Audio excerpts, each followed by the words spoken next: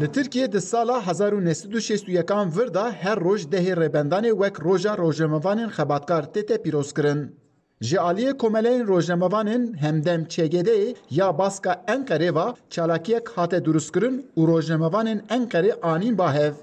Armanca vê rojê ew e ku rojnamevanên xebatkar bên bibîrxistin û pêk ve bikaribin mafê xwe biparêzin.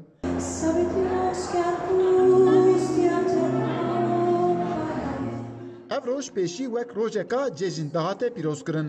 Lê piştî derbên leşkerî êdî ev roj wek roja xebatkarên rojnamevana hate bikaranîn. Hê jî li Tirkiye 34 rojnamevan û xebatkarên medyayê di girtingeha dane. Seroka rojnamevanên hemdem ya baska Enqerê Çınar Özer giringiya vê rojê wiha amaje kir. Bugün em ji rewşekê awarte derbas dibin. Ji ber rewşa ku deshilatdariyê pêkaniye demeke dirêje di roja rojnamevanên xebatkar de hevalên me nayên bahev. Me jî xwest wan di bin avaniyekî de bînin bahev.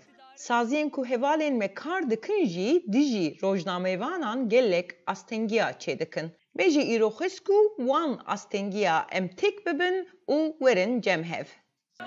Di vê hevdîtina rojnamevanan da serokê şaredariya Çankayê Alper Taşdelen jî beşdar bû û piştkirî da rojnamevanan. Taşdelen ji bo dengê Amerîkayê hestê xwe wihanî ziman.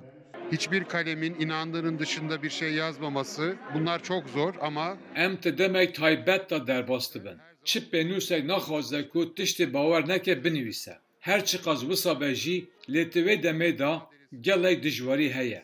Di tekwîşîna demokrasî û azadiyê da ez ji bo hemû hevalên rojnamevan serfiraziyê dixwazim. Piştî destpêkirina pandemiyê di astenkirina çalakiyan da jî rojnamevan nikaribûn ku bên bahev. Lê di vê roja rojnamevanên xebatkaran da hemû xebatkarên saziyên medyayê beşdarî vê rojê bûn. Eyüp Demir, Dengê Amerîka, Enqere.